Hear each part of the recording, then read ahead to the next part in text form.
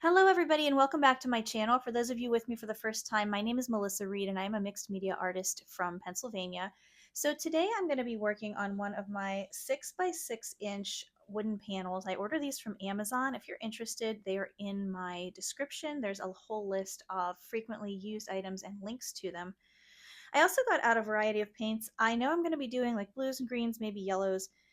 Not exactly sure what's going to pop out, but I pulled out some Liquitex light olive green, some Artist's Loft green gold, some golden benzimidazolone yellow medium, Winsor and Newton Windsor blue, one of my favorite blues. I've got your Liquitex titanium white, Artist's Loft teal, also one of my very favorites, and Liquitex brilliant yellow green.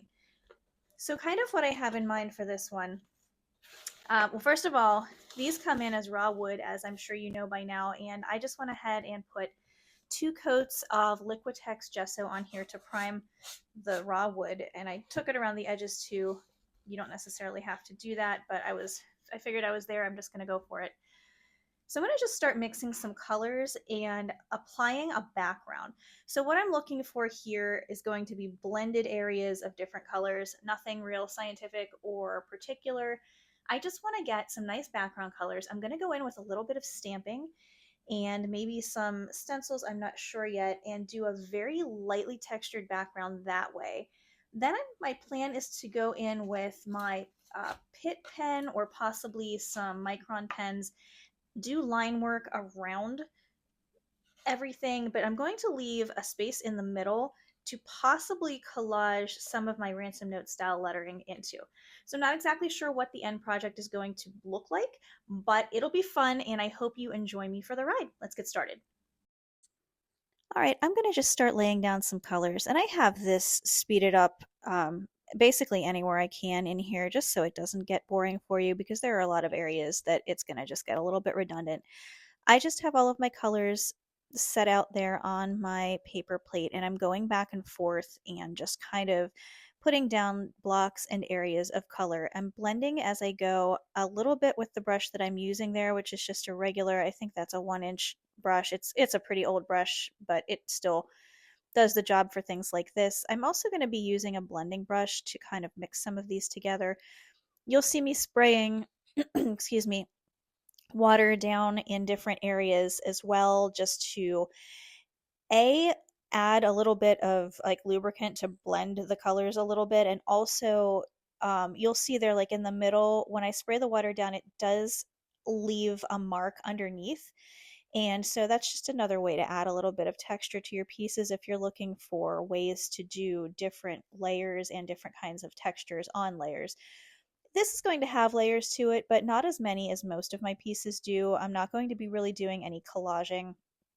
It's just going to be paint and then line work with the ink. So I'm going to be getting all of my layers down just using paint and stamping and things like that.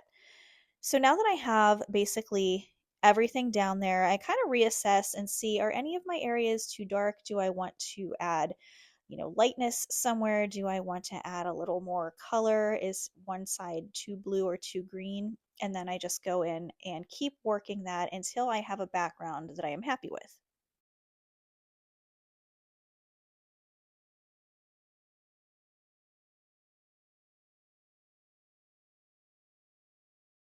Once I'm happy enough with the background that I have down there, I'm going to let it dry, and then I will kind of look at everything again and see if I'm still happy with it once it's dry, or if looking at it with some fresh eyes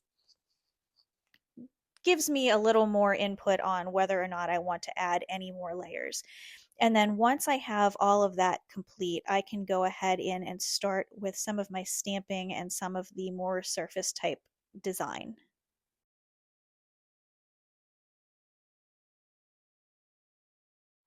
So for the stamps, I have like a sheet music stamp and then some Asemic writing stamps there, and I can put a link to those in the description for you if you're interested. I am pretty sure I got those off of Amazon. I'll have to double check.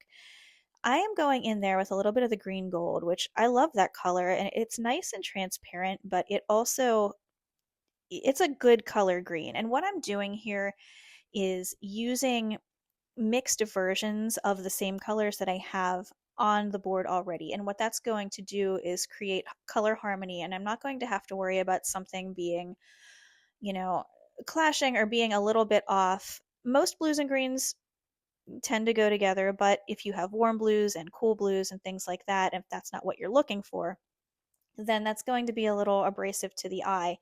And I wanted everything to kind of just blend together, and none of the stamping is really supposed to be any sort of main focal point. It is just part of the background and a way to add a little more interest and dimension. So you can see there nothing is very dark. Now that first round that I did with the music, the sheet music stamp, I'm not super pleased with that. It's a little too dark, especially that chunk that I have down at the bottom. So I will be going in and kind of blending that in a little bit by adding a little more color to the board, and that will fix that right up. But now I'm just blending in some white with some of the blue and green that I already have on there, and just creating a slightly lighter version of what I have going on the board already. So you can see there, when I put these stamps down, I'm not trying to cover every inch of the stamp with paint, and I'm certainly not trying to cover every bit of the text on the board, because I don't want just a big square stamp of text on there. I'm looking for just a little bit more natural, wispy, kind of ethereal feel to it. And again, this is a semic writing, so it's not meant to be read anyway. It actually doesn't really say anything. I just like the way that it looks, the idea of the text in the background. And so that's why I'm going to be applying that in that way. I'll take you in here and show you what we have so far. It's just the idea of some writing and stamping on there, but nothing too prominent, and it's going to just blend into the background. So now I'm taking a little bit of that green gold on my blending brush and just kind of working it in over top of the area that I have that stamp on, and it's taking that harsh edge off of that green stamping that I had on there. I just thought it was a little bit too much and needed to be subdued just a little bit. Okay, so at this point, I'm going to start working on the design. My original intent was to take the design work from edge to edge on the board, but then I thought it might be a little more visually interesting and less predictable if I create a space within the space and do it that way. So I'm sure it's a little confusing. I'm not explaining it very well, but if you just watch and pay attention to what I'm doing here. So I'm going in and marking off, this is an 8 by 8 inch board, and I'm going in and marking off a 6 inch by 6 inch area. And I didn't want it centered. I specifically wanted it to be off centered there to the bottom right hand corner. And I'm just going to go in and draw those lines there to get the square in place. And then I'm also going to follow along with my black Posca pen, which is an acrylic paint marker. If you haven't worked with these, I highly recommend you try them out. Those are in. There's a link to those in my description as well. They are a little on the pricey side, but totally worth it. Michaels does sell a store brand of those. I haven't tried them yet, but I imagine they work very similarly, and they are definitely a little less expensive if you wanted to give those a try before you spend the money on a name brand. But they're great for jelly printing. They work really well on the plate. You can do very fine line work, you can do drawing, you can even do handwriting on there. But just remember that anything that you write on the plate is going to print in reverse. So you'd either have to write it in reverse, or if you are not confident of your ability to do that, which I totally understand, you can write something and then scan it into your computer, reverse the text, like reverse the image on your computer, and print it out. Then if you lay your plate over top of it, basically all your hand has to do is follow the design, and then the letters will be on there in reverse. Just a quick little tip for you there. But okay, now that I have the square on there, I decided I wanted the lines to be thicker. If I would have thought of this in the beginning, I could have just done it all at once, but I didn't. So you're along with me for the ride here, and this is the way my brain did this. So I'm using just a little bit of painter's tape and marking off the areas that I want to paint black. I could have filled it in with the Posca pen, but I mean, this is just so much quicker and it's going to waste less paint in the pen itself. I forgot to put a little piece of tape on the top of that right hand side one, but that's okay because I can take the brush just right up there against the edge and not have to worry about it. So once I have the paint on there, I'm going to just peel those off, and then I'm going to let them dry before I put on the next round of paint to finish off my square.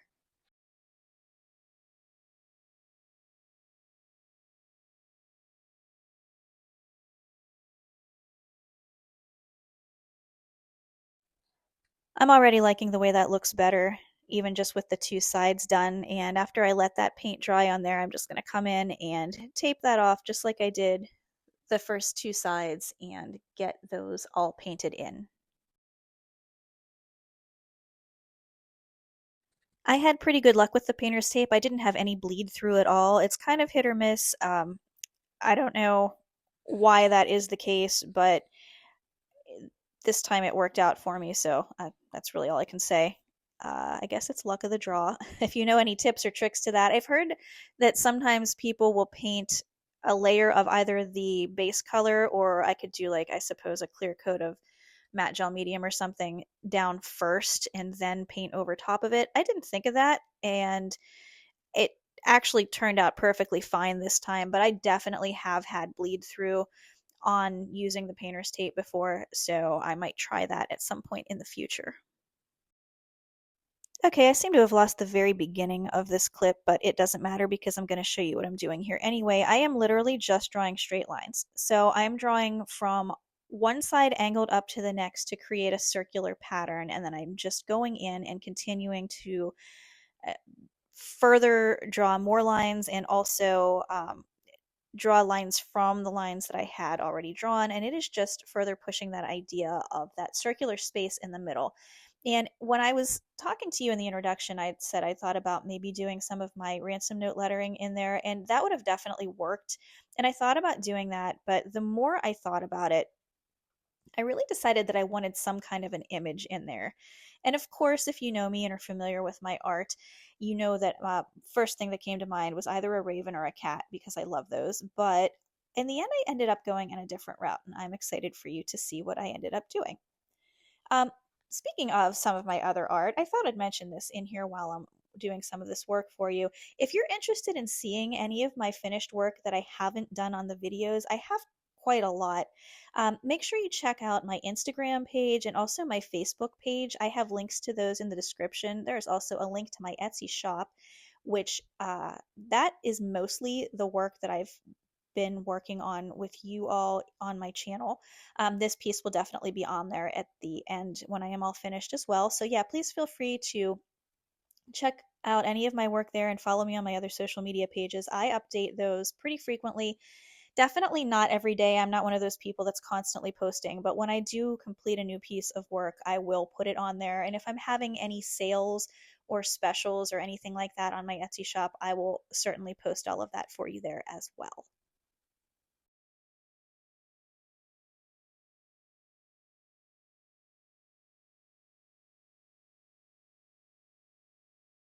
So I speeded up this process for you here as well, and I'm cutting to the end here. You can see what I had completed for this first part. So, and then to carry out the design a little bit, I wanted to make that blank area outside of the square make visual sense. So I'm coming in there and also doing more fine line work, but this time with the micron pen, which I also used on some of those finer lines on the inside. And this is just going to create a little bit of visual harmony and bring both areas of the piece together. And as I'm doing these last little bits, I'm thinking about how I might want to finish the piece. And I had someone suggested that I, instead of doing my typical raven or cat or something like that, someone suggested a spider. So I went ahead and did a little sketch of a spider there on the left hand side. It's just on a piece of scratch paper because I like to have something to look at when I'm drawing. I'm not great at drawing just from memory. So I drew that little guy on the left there first, and now I'm just going in with a very sharp pencil and just kind of sketching it out in case I make any mistakes there in pencil. And then I'm going to go in afterwards with my micron pen to start with. And you can kind of see him there. I'll bring him up. There's a little bit of a glare when it's laying down, but you can see it when I brought it up to the camera. And I'm going in and now outlining and doing the little bit of shading that I decided to do to begin with. I did end up largely just making the spider a solid black in the end, and I think that really worked out well for the piece. But I like the choice that I made with this. It's something a little bit different for me. I do have other artwork that I have done with insects, and I'll probably be bringing that around again because I think they're an interesting subject matter. But I love the way this worked out. I mean, it sort of all makes visual sense. You can read those line patterns that I made as some sort of web. That was definitely not the intention from the start. It never really is. I didn't really have a specific intention there, but it fits. The subject matter fits the way it looks in the background. So now I'm just going in there with my Posca pen and making everything a little more defined. And I'll take you in for a close-up here in just a second.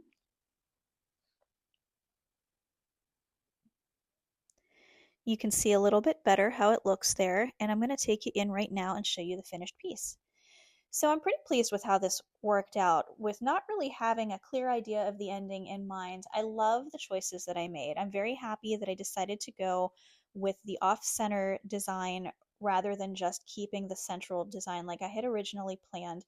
I have done that style before with the central design and it works great and I do really like it, but I think this just makes it look a little bit more interesting, and I really like the way that it all came together. I like the choices that I made as far as bringing the design work that was inside the smaller square out to the edge of the piece. I think it brought everything together in a very harmonious way, and I am pleased with the choice of the spider because it's just very different for me, and I think it's important to not always create the same things or stick with your same images, and it's good to make different choices and grow as an artist.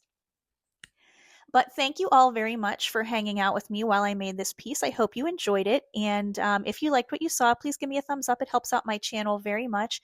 And also, if you haven't subscribed yet, just double check and make sure that you're not subscribed, because I think people are accidentally trying to subscribe when they already are and they're actually unsubscribing, which, it's not great because then you don't know when I put out new videos, which is actually every Friday morning at 10 a.m. Eastern time.